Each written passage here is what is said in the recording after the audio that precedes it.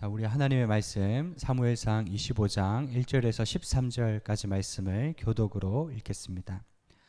사무엘이 죽음에 온 이스라엘 무리가 모여 그를 두고 슬피 울며 라마 그의 집에서 그를 장사한지라.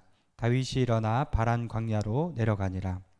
마온에 한 사람이 있는데 그의 생업이 갈멜에 있고 심히 부하여 양이 3,000마리요 염소가 1,000마리이므로 그가 갈멜에서 그의 양털을 깎고 있었으니 그 사람의 이름은 나발이요 그의 아내의 이름은 아비가일이라. 그 여자는 총명하고 용모가 아름다우나 남자는 완고하고 행실이 악하며 그는 갈렙 족속이었더라. 다윗이 나발이 자기 양털을 깎는다 함을 광야에서 들은지라. 다윗이 이에 소년 10명을 보내며 그 소년들에게 이르되 너희는 갈멜로 올라가 나발에게 이르러 내 이름으로 그에게 문안하고 그 부하게 사는 자에게 이르기를 너는 평강하라. 내 집도 평강하라. 내 소유의 모든 것도 평강하라. 내게 양털 깎는 자들이 있다 함을 이제 내가 들었노라. 내 목자들이 우리와 함께 있었으나 우리가 그들을 해하지 아니하였고 그들이 갈멜에 있는 동안에 그들의 것을 하나도 잃지 아니하였나니 내 소년들에게 물으면 그들이 내게 말하리라. 그런즉 내 소년들이 내게 은혜를 얻게 하라. 우리가 좋은 날에 왔은즉 내 손에 있는 대로 내 종들과 내 아들 다윗에게 주기를 원하노라 하더라 하라. 다윗의 소년들이 가서 다윗의 이름으로 이 모든 말을 나발에게 말하기를 마치매 나발이 다윗의 사원들에게 대답하여 이르되 다윗은 누구며 이새의 아들은 누구냐? 요즘에 각기 주인에게서 억지로 떠나는 종이 많도다. 내가 어찌 내 떡과 물과 내 양털 깎는 자를 위하여 잡은 고기를 가져다가 어디서 왔는지도 알지 못하는 자들에게 주겠느냐 한지라. 이에 다윗의 소년들이 돌아서 자기 길로 행하여 돌아와 이 모든 말을 그에게 전하매 함께 읽겠습니다. 다윗이 자기 사람들에게 이르되 너희는 각기 칼을 차라 하니 각기 칼을 차매 다윗도 자기 칼을 차고 400명 가량은 데리고 올라가고 200명은 소유물 곁에 있게 하니라. 아멘. 오늘 말씀의 제목은 생명줄 붙잡으라입니다. 다윗은 이제 오랜 기간 동안 광야 훈련을 거치고 있는데 그 광야 훈련의 어려움을 오늘 세 가지로 살펴볼 수 있습니다. 첫 번째는 어두움의 광야입니다. 우리 1절 말씀 같이 읽어볼까요? 사울이 죽음에 온 이스라엘 무리가 모여 그를 두고 슬피 울며 라마 그의 집에서 그를 장사한지라. 다윗이 일어나 바란 광야로 내려가니라. 사무엘은 성경 최초의 선지자였고 또 350년 영적 암흑기를 뚫고 나온 하나님의 사람이었습니다. 그가 다윗에게 기름 부었고 그는 다윗의 영적인 스승이었는데 그런데 어느 날 사무엘이 황망히 떠난 거죠. 다윗은 이제 홀로 된 기분인 것입니다. 엄청난 상실감이 몰려왔다는 거예요. 그래서 1절 후반절에 바란 광야로 내려가니라. 이제 바란 광야는 그 이스라엘 땅의 최남단에 있는 곳입니다. 멀리 더 멀리 간 것이죠. 하나님 언제까지입니까? 불러도 하나님은 침묵하시고 사람들 기억에서 다윗은 점점 잊혀져 갑니다. 여러분 지난 대통령, 지지난 대통령, 그 지지난 대통령 점점 잊혀져 가잖아요. 다윗도 한때는 인기가 있었지만 잊혀져 가고 침묵의 기간을 지내는 것이죠. 지독한 외로움까지도 그가 감내해야 될 광야의 훈련이고 과정이었다는 것입니다. 요즘 훈련 중에 있는 선수가 경기에 출전하는 것은 요원하고 계속 훈련만 한다면 몇 년간 5년 10년 훈련만 한다면 나중에는 아예 포기해버리고 싶은 심정도 생기는 거죠. 이동국 선수가 2002 한일 월드컵 때 굉장한 주가를 달리고 있을 때였습니다. 근데 국가대표 선수에서 제외가 된 거죠. 그때 얼마나 상처가 컸던지 월드컵을 한 편도 보지 않았대요. 무려 4강까지 올라갔는데 그는 너무 마음이 괴로운 나머지 해외로 가서 있었다고 합니다. 여러분, 다윗은 밤이 깊을수록 새벽이 가까워 온다라고 했는데, 여러분, 하나님이 끝낼 때까지 끝이라고 말할 수 없는데 다윗은 정말 자포자기하고 싶은 그 마지막 끝 순간이었던 거죠. 이제 고은 시인이 그 꽃이라는 시를 썼는데요. 간단해요. 내려갈 때 보았네. 올라갈 때 보지 못한 그 꽃. 내려가면서 예전에 보지 못했던 꽃을 새삼스럽게 보게 되었다는 것이죠. 여러분, 개척 목회, 가정 목회 저희 하는 가운데 하나님께서 참 내려가는 그런 시간들을 허락해 주시는 거죠. 예전에는 생각하지 못했던 것들을 참 많이 생각하게 되는 것입니다. 선교사님, 목사님들이 그 사역을 내려놓고 싶은 때는 어떤 재정적 부족함이나 환경적인 어려움이 아니래요. 자기 안에 있는 어두움을 직면할 때 그렇다는 것입니다. 평소에는 아주 그럴듯하게 포장되어 있지만 무장 해제될 때는 자기 안에 있는 어두움들이 여과 없이 드러난다는 것입니다. 어디가 가장 편하죠? 집에서는 넥타이 메고 있는 사람이 없잖아요. 가족들에게. 또 선교지에서 가장 또 선교사님들 힘든 게 다른 선교사님들과의 갈등이라는 거죠. 이슬람교나 불교나 타종교 사람들하고는 인사하고 잘 지내는데 상처받은 다른 동료 선교사랑은요, 말도 하기가 싫다는 것이죠. 목사들끼리 모아두면 은혜로울까요? 별로 좋지 않은 모습들이 있습니다. 여러분, 누군가 권위로 컨트롤해도 되는 위치에서 우리의 실체가 드러나죠. 담임 목회자는 부교육자에게, 선교사는 현지인에게, 부모는 자녀에게 다듬어지지 않는 인격들이 불쑥불쑥 드러나게 될 때, 또 내 안에 환경적인 어려움 가운데 있는 그런 내 안에 부족한 모습이 드러날 때 사람은 포기하고 싶고 절망하고 싶은 심정이 있는 것인데, 다윗이 그랬다는 것입니다. 환경적으로 굉장히 압박을 받고 있을 뿐 아니라 감정적으로 지쳤기 때문에, 여러분, 나발이라고 하는 불청객이 등장했을 때 예전에는 자기를 죽이려고 했던 사울도 2번이나 용서해 줬는데 나발만큼은 용서하지 못했다는 것입니다. 그래서 다윗의 광야 훈련은요, 첫 번째는 어두움의 훈련이었고 두 번째는 울분의 과정이었다는 거예요. 우리 2절과 3절을 같이 읽겠습니다. 시작. 마온에 한 사람이 있는데 그의 생업이 갈멜에 있고 심히 부하여 양이 3,000마리요 염소가 1,000마리이므로 그가 갈멜에서 그의 양털을 깎고 있었으니 그 사람의 이름은 나발이요 그의 아내의 이름은 아비가일이라. 그 여자는 총명하고 용모가 아름다우나 남자는 완고하고 행실이 약하며 그는 갈렙 족속이었더라. 마온이라는 마을에 부자가 살고 있었는데 이름이 나발이었다. 나발이란 뜻은 바보라는 뜻입니다. 미련한 자. 어느 부모가 자기 자녀를 바보라고 짓겠습니까? 그러니까 이 바보라는 말은요, 주변 사람들이 그 사람을 보는 특징을 보면서 미련한 자라고 손가락질하면서 불렀다라는 것이 이제 주된 해석이에요. 여러분, 사람 이름이 참 중요한데 일본에 어떤 아이가요, 마귀라는 애가 있어요. 그래서 일본에서 마귀야 하면은 한 명 나온다는 것입니다.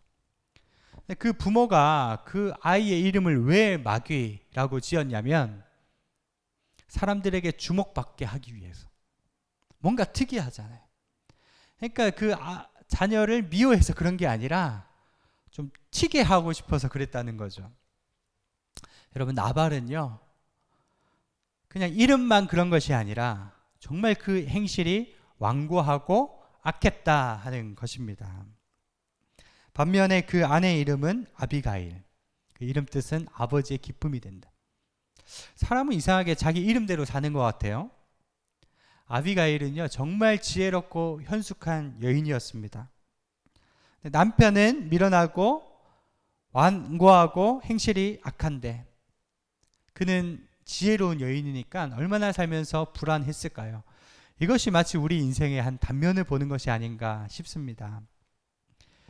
자, 6절과 7절 말씀 같이 읽겠습니다. 시작. 그 부하게 사는 자에게 이르기를 너는 평강하라. 내 집도 평강하라. 내 소유의 모든 것도 평강하라. 내게 양털 깎는 자들이 있다 함을 이제 내가 들었노라. 내 목자들이 우리와 함께 있었으나 우리가 그들을 해하지 아니하였고 그들이 갈멜에 있는 동안에 그들의 것을 하나도 잃지 아니하였나니.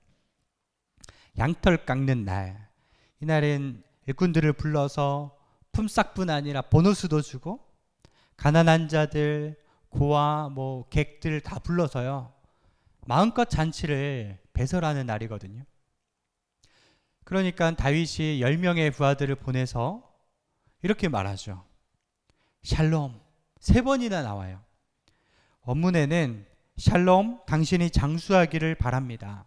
샬롬 당신의 집에 평강이 있기를 바랍니다. 샬롬 당신의 모든 소유에 복이 있기를 바랍니다.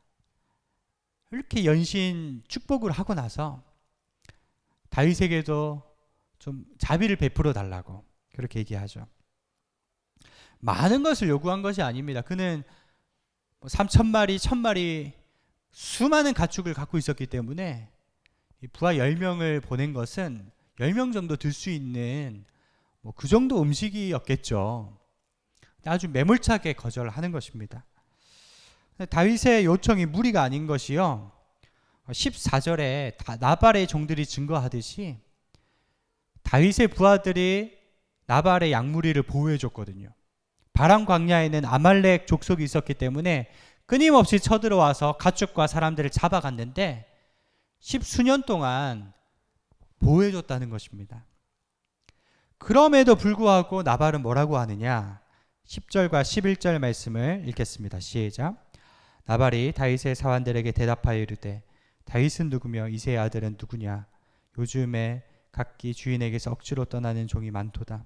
내가 어찌 내 떡과 물과 내 양털 깎는 자를 위하여 잡은 고기를 가져다가 어디서 왔는지도 알지 못하는 자들에게 주겠느냐 한지라. 정말 나발이 뚫린 입이라고 나불거리는 거죠. 가슴을 후벼 퍼는 말을 하는 것입니다. 첫 번째, 네가 누구냐? 그 존재를 부정하는 겁니다. 이새의 아들이 누구냐? 네가 뭔데? 너는 아무것도 아니야. 무시하는 말을 했고요. 두 번째, 요즘 자기 주인을 떠나는 종이 많다던데 너 죄 지었지? 너 주인 등쳐먹고 도망다니고 있지? 그 억울한 마음은 알아주지 못하면서 더 사람을 격분시키는 말을 하는 거죠. 정말 화가 나는 거예요. 그런데 정말 끝장판입니다. 세 번째, 내가 어찌 떡과 물과 고기를 근본 없는 너를 위해 주겠느냐. 근본 없는 것이라고까지 표현을 하죠. 너는 여기서 끝날 거다. 이런 신세를 벗어나지 못할 것이다. 누가 들어도 이것은 뒤집어지는 말이에요. 그 숱한 세월 동안 다윗은 한 번도 도적질을 한 적이 없었고 오히려 이스라엘 나라를 위해 늘 목숨 걸고 싸웠습니다. 그런데 한순간 불황자 취급을 했는데 지금 다윗의 심신 상태가 어떻다고 했죠? 사무엘이 떠나고 굉장히 지쳐 있었어요. 10년 동안 육체적으로도 고단했고 자기 자신도 인내심이 바닥으로 떨어진 상태였습니다. 그래서 13절 다윗이 자기 사람들에게 이르되 너희는 각기 칼을 차라 하니 각기 칼을 차매 다윗도 자기 칼을 차고 400명 가량은 데리고 올라갔고 200명은 소유물 곁에 있게 하니라. 나발 하나 죽이는 것으로 만족하지 않겠다. 내가 다 쓸어버리겠다. 남자들은 다 없애버리겠다고 결단을 내립니다. 여러분, 성령 충만한 사람도 한순간 실수할 수 있습니다. 김중표 목사님이라는 분이 이제 벨세 신학으로 한국에선 유명했죠. 지금 천국 가셨는데 열심히 젊을 때 말씀을 증거하는데요. 어느 성도가 자꾸 꼬박꼬박 졸더래요. 그때 당신 표현에 의하면 너무 혈기 충천할 때라서 신고 있던 슬리퍼를 들어다가 그 성도에게 던졌다는 거예요. 예배 시간에. 근데 그 목사님이 던진 슬리퍼가 그 성도 맞은 게 아니라 그 옆에 성도를 맞은 거예요. 그 맞은 성도가 얼마나 화를 내는지. 그리고 나서 교회를 끊어버렸다는 것입니다. 그 일이 계기가 돼서 이 목사님이 그 교회에서 잘리게 되었대요. 이것이 이 목사님 평생의 교훈이 되어서 내가 다시는 공식적인 자리에서 화를 내지 않겠다. 분노 한 번이 굉장히 치명적인 것입니다. 여러분, 살다 보면 별의별 사람이 다 있습니다. 물론 여러분, 상처 주는 사람 문제 있습니다. 그런데요, 상처 주는 사람이 내가 상처 줘야지 의도하고 상처 주는 사람은 거의 없어요. 거의 대부분이 나발처럼 충동적으로 나불나불 거리다가 상처를 주는 거예요. 그러면은 가장 큰 문제는 상처 받는 사람에 있다는 것입니다. 한 목사님이 그랬죠. 상처가 오면 탁탁 쳐내고 노 땡큐 하라고. 상처가 와서 그것을 아멘으로 받고 유지하기 때문에 대재앙이 일어난다는 것이죠. 나발의 말은요, 누가 봐도 100% 틀린 말이에요. 그러면 담아둘 필요가 없습니다. 그냥 지나가면 되는데, 통과하면 되는데, 상처받았기 때문에 끝장을 보는 것입니다.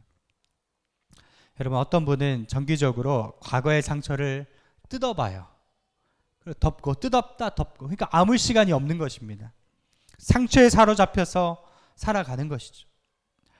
여러분, 스카는 스타가 된다라고 했어요. 상처를 내가 잘 소화하면 그것이 별이 되는 것입니다. 상처를 상처되게 만들고 돌이켜지 못하는 삶으로 만드는 것은 상처를 받아들이고 묵상하기 때문이죠. 여러분, 하나님이 왜 이 광야에서 울분 터지는 상황을 직면하게 하시냐? 너 좀 온유해져라. 겸손해져라. 이 순간을 인내함으로 잘 넘겨내라. 그렇게 하시는 의도가 있었다는 것입니다. 여러분, 다윗은 정말 치명적인 실수를 해서 나락으로 갈 뻔했는데 하나님 은혜로 살게 됐어요. 그래서 오늘 소주제 세 번째, 은혜의 광야입니다. 그 광야는 어둠의 광야였고 상처의 광야였지만 다윗이 잘나서가 아니라 우리 하나님이 위대하고 놀랍기 때문에 은혜의 광야, 훈련의 장소가 되었다는 거죠.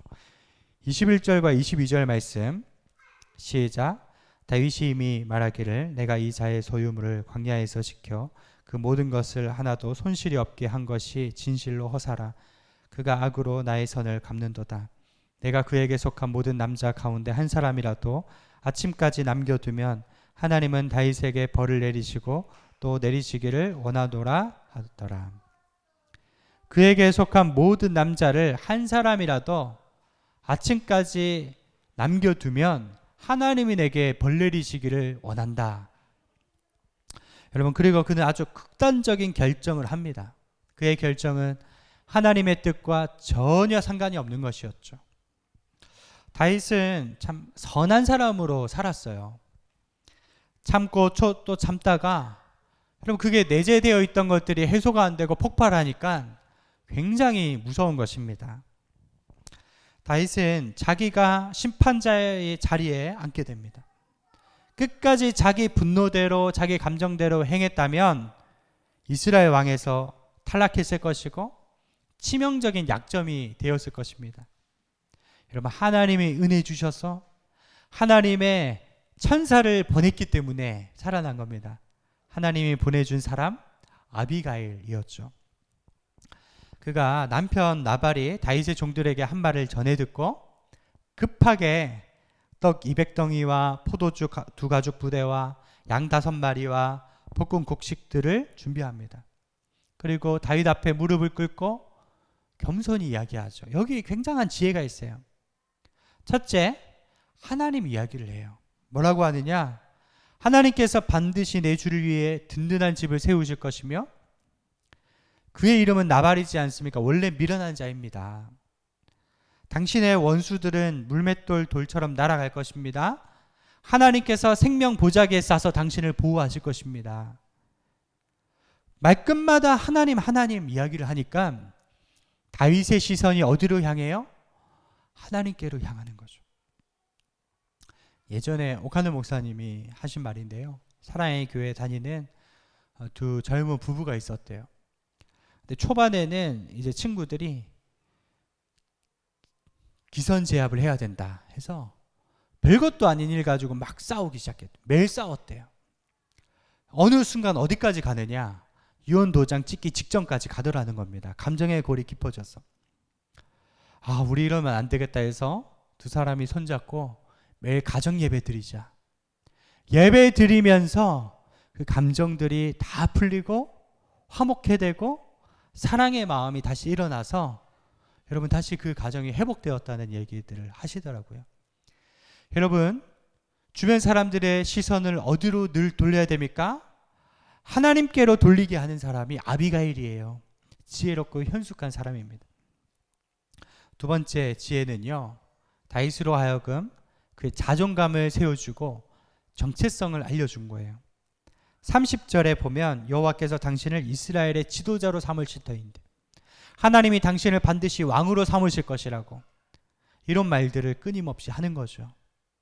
여러분, 주변 사람들을 칭찬하시되 지혜롭게 있는 사실 그대로를 칭찬하시고 하나님의 관점으로 축복하시기를 바랍니다. 제가 참 잊지 못하는 것이, 제가 중국에서 유학을 했는데요. 같이 갔던 형제, 친한 친구 형제가 있었어요. 근데 한 번은 그 형제가 급하게 저한테 돈을 50위엔을 껐어요. 그때 당시 저에게는 큰 돈이었습니다. 근데 이 형제가 까먹었는지 돈을 안 갚더라고요. 제가 그것을 담아두고 있다가 그 형제에게 좀 강하게 얘기했어요. 돈 관리는 철저히 해야 된다. 50원 내놔라. 그러니까 그 형제가 깜짝 놀라더니 그 50원을 챙겨주면서, 그때 제 영어 이름 사이먼이었거든요. 사이먼, 큰 그릇이 왜 이렇게 얘기해요? 그러는 거예요. 굉장히 기분이 좋았어요. 당신은 큰 그릇인데 왜 작은 그릇처럼 조그만 일에 이렇게 강하게 얘기하느냐, 그런 뜻이었죠. 지금도 그분하고 참 친하게 지내는데요. 여러분, 늘 상대방을 생각하면서 얘기할 수 있는 지혜가 있게 되기를 바랍니다. 하마터면 다윗의 인상이 나락으로 떨어질 뻔했습니다. 제2의 나발이란 오명을 받을 뻔했습니다. 그러나 하나님이 시의적절하게 아비가일을 보내심으로 다윗의 타락을 막아주신 겁니다. 이것이 하나님의 은혜예요. 내가 지금까지 지내온 것은 하나님의 은혜라. 내가 알지 못하는 하나님의 큰 손이 늘 나를 붙들어 주는 거예요. 로마인의 악수가 있죠. 서로 이렇게 손바닥을 붙잡는 것이 악수인데 로마인은 손목을 붙잡는데요. 여러분, 한 사람이 손을 놔도 다른 한 사람이 붙잡고 있으면 풀리지가 않는 것처럼 하나님의 큰 손으로 우리를 붙잡고 계신다는 것입니다. 작년에 전라도 광주에서요, 정신분열을 앓고 있는 딸이 아파트 7층에서 창문을 열고 뛰어내렸어요. 엄마가 뭔가 인기척이 이상하니까 얼른 가가지고 뛰어내리는 딸의 손을 붙잡았습니다. 그리고 대롱대롱 매달렸는데 딸이 손을 놓으라고 소리를 지르는 거예요. 정신분열이니까. 엄마는 뭐라고 얘기하느냐, 나 너 못 놔, 나 너 포기 못해, 나 못 놔, 그러면서 15분을 초인적인 힘으로 그 연세 드신 분이 딸을 붙잡고 있다가 구조한 사건이 있었어요. 저는 이 기사를 보면서 울컥하더라고요. 이 마음이 하나님의 마음이야. 여러분, 우리가 때로는 우리 연약함 때문에 쓰러질 때 있잖아요. 하나님은 나 너 못 놔, 나 너 붙잡을 거야, 끝까지 가자. 자기 아들 예수의 생명을 주시기까지 여러분 우리를 사랑하시는 줄로 믿습니다. 우리도 다윗처럼 광야 같은 인생길을 걸어가죠. 정말 캄캄한 어둠이고요, 울분이 터져 나올 만한 그런 위기가 있어요. 그러나 이 광야는 은혜의 광야라는 사실입니다. 릭 워렌 목사님이 하나님께 받은 은혜를 유지하는 방법은 4가지다. 영어로 첫째, humility, 겸손. 하나님은 겸손한 자에게 은혜를 베푸십니다. 겸손하면 여러분 살아나게 돼 있고, 겸손하면 하나님이 붙들어 주세요. 교만한 자를 하나님 멀리 하시거든요. 두 번째, 머추리티, 성숙이에요. 내면이 성숙한 자에게 은혜가 머무는 것입니다. 성숙한 아비가일을 통해 여러분 그는 많은 생명을 지킬 수 있었어요. 그러나 미련한 미성숙한 나발을 통해서 여러분 그는 10일 뒤에 이제 죽게 되잖아요. 미성숙하면 여러분 멸망의 길로 가는 것이죠. 세 번째, 유니티, 하나됨. 분열하면 은혜가 깨져요. 여러분 우리는 어찌되었든 성령 안에 하나 되는 사람이 되어야 하는 것입니다. 네 번째, 땡스, 감사. 감사를 표현할 때 더 큰 은혜와 감사가 임하는 것이죠. 여러분 어떤 어려운 상황도 감사로 받아보시기를 바랍니다. 하나님께서 반드시 그 상황을 감사의 상황으로 변화시키시는 것입니다. 인생의 그 바닥을 치면서도 여러분 하나님이 쉼표를 찍은 자리인데 마침표라고 오해할 수 있잖아요. 여러분 하나님을 기억하시면서 다시 시작할 수 있는 은혜를 받으시기를 주님의 이름으로 축원드립니다. 기도하겠습니다. 하나님, 우리 속사람의 강건함을 허락하옵소서. 이 세상에 낙심되는 일들이 참 많습니다. 아비가일의 말처럼 하나님의 눈으로 오늘을 돌아보게 하옵소서. 그리하여 독수리 날개 졸라감 같은 성령의 세움을 허락하여 주시옵소서. 감사드리오며 살아계신 예수님의 이름으로 기도드리옵나이다.